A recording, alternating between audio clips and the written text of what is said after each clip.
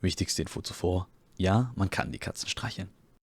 Achilles Legends Untold ist eine Mischung aus Action-RPGs wie Diablo und Souls-like wie Dark Souls. Es übernimmt dabei die Perspektive und Twin-Stick-Steuerung der Konsolenableger Diablos und hängt Souls-like-mäßige Kämpfe daran. Den Entwicklern zufolge kann man 20 bis 30 Stunden Spielzeit erwarten, durch den New Game Plus Modus aber ist es möglich, noch viel mehr Zeit in dem Spiel zu verbringen. Was euch in der Zeit erwartet, das verrate ich euch jetzt. Zunächst sollte die Entwicklungsgeschichte des Spiels erwähnt werden, denn wer sich wundert, dass das Spiel jetzt erst rauskommt, aber es einem vielleicht bekannt vorkommt, der irrt nicht. Das Spiel wurde ursprünglich am 12.05.2022 in den Early Access veröffentlicht.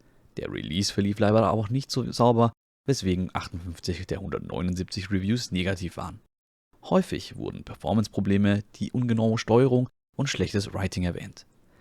In den 1,5 Jahren seit Veröffentlichung hat sich aber einiges getan. So wurde die Steuerung verbessert und um eine Gamepad-Steuerung erweitert. Des Weiteren wurde die Story geändert und durch Zwischensequenzen in Zeichen- und in Ingame-Grafik ergänzt. Große Performance-Probleme konnte ich mit meinem System außerdem nicht feststellen. Und das, obwohl ich die Grafik auf Epic stellte und gleichzeitig die Spielszenen aufnahm. Ein paar Mal brachen die Frames ein, aber das kam in den seltensten Fällen vor. Zum Gameplay.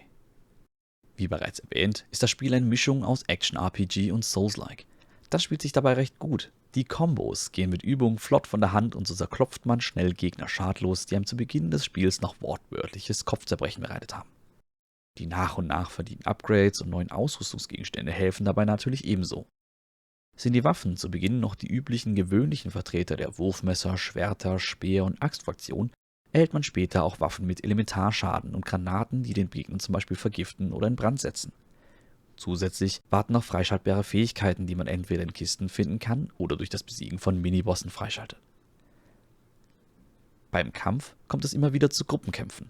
Das heißt, dass 3 oder mehr Gegner versuchen, auf einen einzuprügeln. Wenn das Skelette vom Typ im Dutzend billiger sind, dann sind die mit dem richtigen Werkzeug in 2 Schlägen aber nur noch Knochenmehl. Sind es jedoch mehrere Soldaten auf einmal, kann das schnell gefährlicher werden, als man geplant hat. Im Gegensatz zum üblichen Film- und Spielstandard halten die Kollegen nämlich nichts von warten, bis man dran ist, sondern führen auch gerne mal Combo-Angriffe aus, die man sonst nur von Helden aus Actionfilmen kennt. Da werden Schilde oder Rücken als Sprungbrett oder Parkour-Element verwendet, um mit ordentlich Power dem Achilles an die Ferse zu wollen. Das finde ich sehr cool und macht die Kämpfe interessanter. Zur Not müssen wir also die Beine in die Hand nehmen und davonrennen. Das funktioniert Souls-like typisch sehr zuverlässig, wenn man in der Open World unterwegs ist. Ist man jedoch in einen Bosskampf verwickelt, bildet sich eine undurchdringliche Nebelwand um die Arena. Durch die kommen wir zwar nach dem Ableben wieder rein, um einen weiteren Versuch zu wagen, aber währenddessen kommen wir nicht raus. Das ist eigentlich auch kein größeres Problem, wenn da nicht der Umstand wäre, dass wir beim Ableben eine Menge XP verlieren und die am Ort des Todes fallen lassen.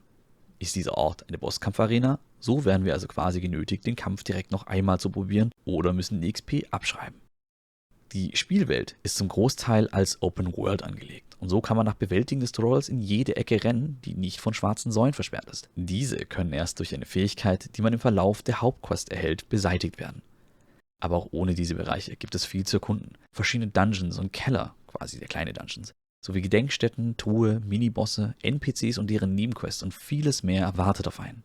Ein weiterer Aspekt an der Open World ist, dass die Gegner gar nicht oder zumindest nicht merklich mit Leveln stärker wird. Das Phänomen von Skyrim, wo man als hochleveliger Krieger immer noch im Einsteiger-Dungeon von Banditen verprügelt wird uns hier also nicht begegnen. Das heißt aber auch, dass man auf Gegner treffen kann, denen man noch nicht gewachsen ist und die uns mit einem Stups zum nächsten Schrein schicken. Aber wie wir damals schon in Gothic gelernt haben, nehmen wir dann einfach die Beine in die Hand oder nehmen die Herausforderung an und stellen uns ihr. Einen besonders starken Gegner zu besiegen, fühlt sich einfach nochmal besser an. Nach dem Erlegen bestimmter Minibosse dürfen wir außerdem entscheiden, ob wir ihn am Leben lassen oder ob wir ihn umbringen.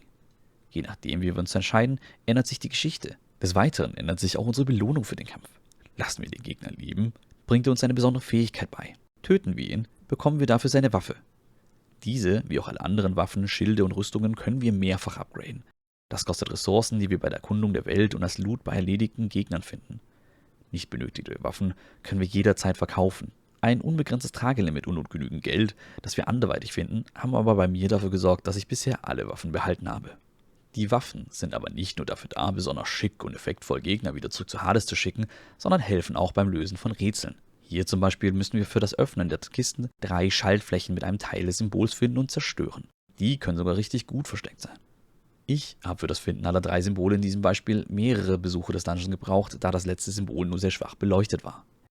In so Kisten finden sich dann wieder besondere Fähigkeiten oder auch Waffen. Neben findbaren Fähigkeiten gibt es aber auch verschiedene Perks, die im Skilltree freigeschaltet werden können. Die Übersicht leidet leider ein wenig, ist doch der Skilltree als Himmelsgestirn halbkugelförmig aufgebaut. Es wirkt aber auch dadurch sehr stimmig und nach einer gewissen Zeit findet man auch meist grob, wo man hin wollte. Kostenfreies Respecken geht außerdem jedes Mal, wenn man am Schrein ist. Das heißt, man kann gerne und viel ausprobieren und auch schon recht früh testen, welche der freischaltbaren Fähigkeiten einem mehr liegen. Was mir hier aber gefehlt hat, sind Skillsets, zwischen denen man hin und her wechseln kann, sodass man nicht ständig alles von vorne skillen muss, wenn man mal einen anderen Stil spielen will. Falls man von der Freischalterei noch nicht genug hat, kann man auch mit einer Freundin oder einem Zufallsmenschen gemeinsam 14 Herausforderungen spielen, die einem weitere Waffen und Upgrades für das Hauptspiel freischalten. Aktuell kann man leider nur die Herausforderungen gemeinsam spielen. Ob es Koop-Pläne für die Kampagne gibt, konnte ich leider aus dem Community Manager nicht herauskitzeln. Insgesamt auch halten sich Darkpoint Games noch bedeckt, was ihre Pläne nach dem 1.0 Release sind. Ob sie noch DLCs oder kostenfreie Content-Updates veröffentlichen werden, wollten sie mir nicht sagen, sondern antworten mir mit einem „Wir werden sehen". Ein bisschen meckern. Leider gibt es auch unsichtbare Gegner, denen man in der Open World begegnen kann, bevor man die Fähigkeit erhält, sie sichtbar zu machen. Das war sehr frustrierend und verwirrend, da ich zu dem Zeitpunkt nicht wusste, ob ich nun einem absichtlich unsichtbaren Gegner erlegen war oder ob ein Bug mich gekillt hatte.